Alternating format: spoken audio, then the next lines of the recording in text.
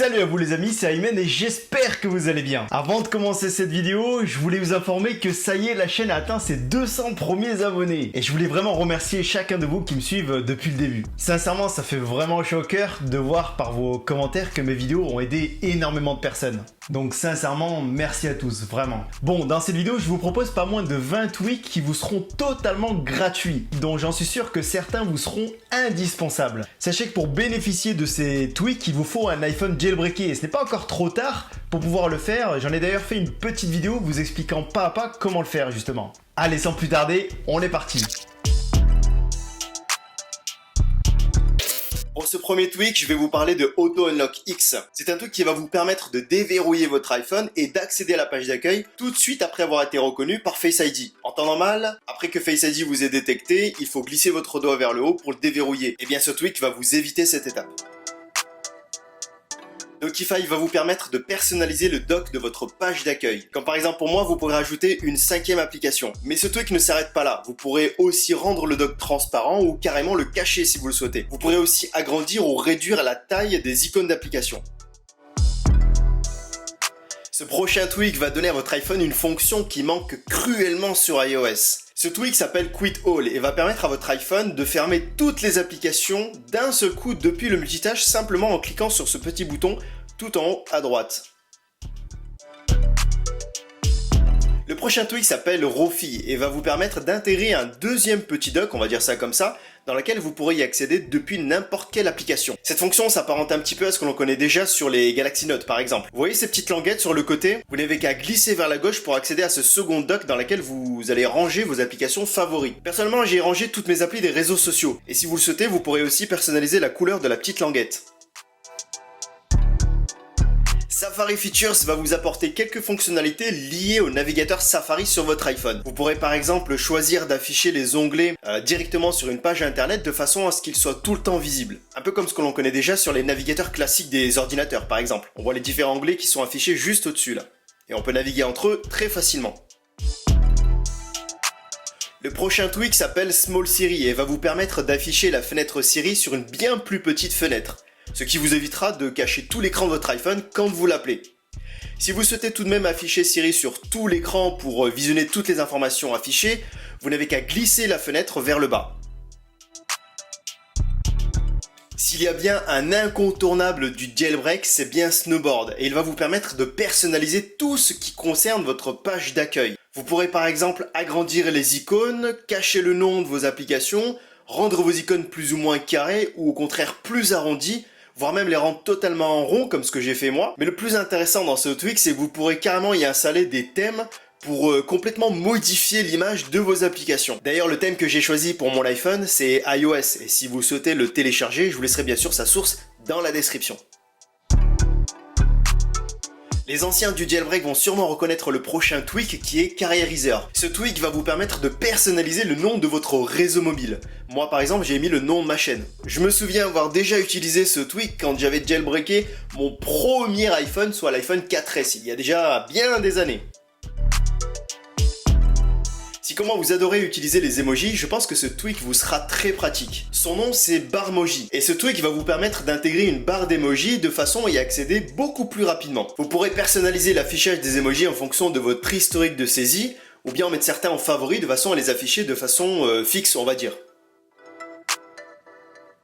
Toujours dans la personnalisation de l'affichage de votre iPhone, le prochain tweak se nomme Blurground et vous permettra d'apporter un effet de flou arrière sur le fond d'écran de votre page d'accueil ou sur l'écran de verrouillage. Personnellement, j'aime beaucoup cet effet car ça permet de faire ressortir un peu plus les icônes.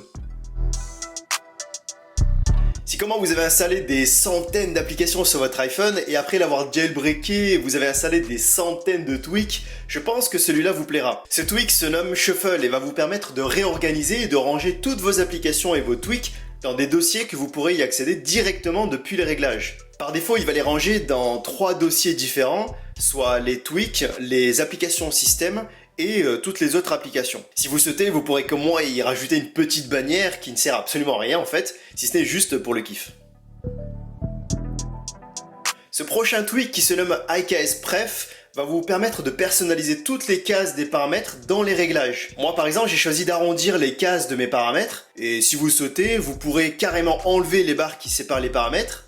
Enfin bref, vous pourrez personnaliser pas mal de choses liées aux différentes cases de vos réglages. Le tweak Vesta va vous apporter ce que l'on appelle un tiroir d'application directement depuis la page d'accueil. Quand vous glissez votre doigt vers le haut depuis le dock, vous faites apparaître la liste de toutes les applications installées sur votre iPhone. Les utilisateurs d'Android connaissent déjà cette fonction car il y ressemble beaucoup. Dans les paramètres du tweak, vous pourrez choisir d'afficher ou non les noms des applications, assombrir le fond du tiroir et pas mal d'autres choses. Ce tweak pourrait être très pratique si vous souhaitez jeter un œil sur toutes vos applications installées sur votre iPhone directement depuis la page d'accueil. Multipla Lite est un tweak assez plaisant à utiliser car il vous permettra de transformer votre dock en lecteur de musique. On pourrait l'apparenter un petit peu à un widget. Pour moi ça m'est vraiment pratique car ça me permet de gérer ma musique directement depuis la page d'accueil. Switch Confirm va vous permettre de vous demander confirmation à chaque fois que votre iPhone choisit de changer d'application. Par exemple, en temps normal, quand vous faites une recherche sur Google, sur Internet, et quand vous cliquez par exemple sur une vidéo dans la recherche, votre iPhone ne vous demande pas votre avis et switch automatiquement sur l'application qui héberge cette vidéo. Si vous l'avez installée sur votre iPhone, bien sûr. Là, en l'occurrence, pour l'exemple que j'ai choisi, j'ai tapé le nom de ma chaîne YouTube, et quand je clique sur une de mes vidéos, l'iPhone ne me demande pas mon avis et switch automatiquement sur l'application YouTube. Et ça, c'est valable vraiment pour toutes les applications, pas seulement les recherches que vous faites sur Internet. Du moment où votre iPhone est censé basculer d'une application à une autre, eh bien Switch Confirm va vous demander confirmation. Je pense que vous êtes déjà au courant, mais c'est toujours bon de le rappeler.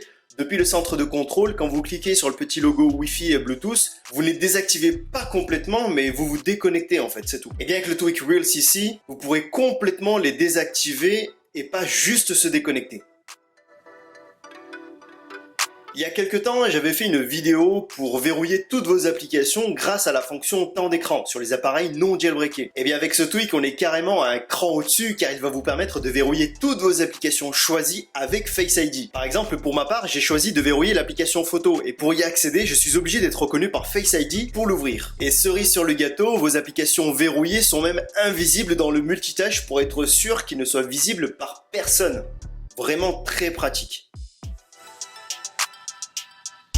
Chrome va aussi vous apporter une fonction qui manque un petit peu sur les iPhones, surtout depuis l'apparition de l'encoche, soit depuis l'iPhone 10. Et cette fonction est l'apparition du pourcentage de la batterie directement sur l'icône tout en haut à droite. La couleur de la batterie change en fonction de son état, il devient vert quand vous rechargez votre iPhone et orange quand la batterie est faible.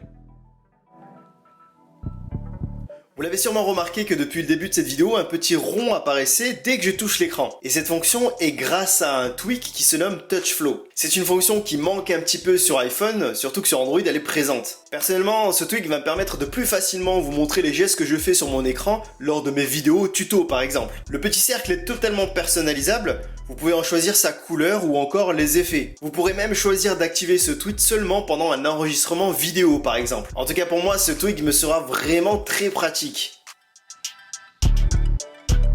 Le prochain tweak se nomme Power Module et il va permettre à votre iPhone d'apporter un tout nouveau groupe de fonctions accessibles directement depuis la fenêtre de contrôle. Et depuis cette fenêtre, vous pourrez par exemple redémarrer votre iPhone, le verrouiller ou l'éteindre complètement. Vous pourrez aussi faire ce que l'on appelle un respring, un rafraîchissement de l'iPhone, nécessaire pour prendre en compte les différentes modifications que vous allez y apporter avec vos tweaks. Quand vous aurez installé ce tweak, n'oubliez surtout pas de l'inclure dans les paramètres du centre de contrôle.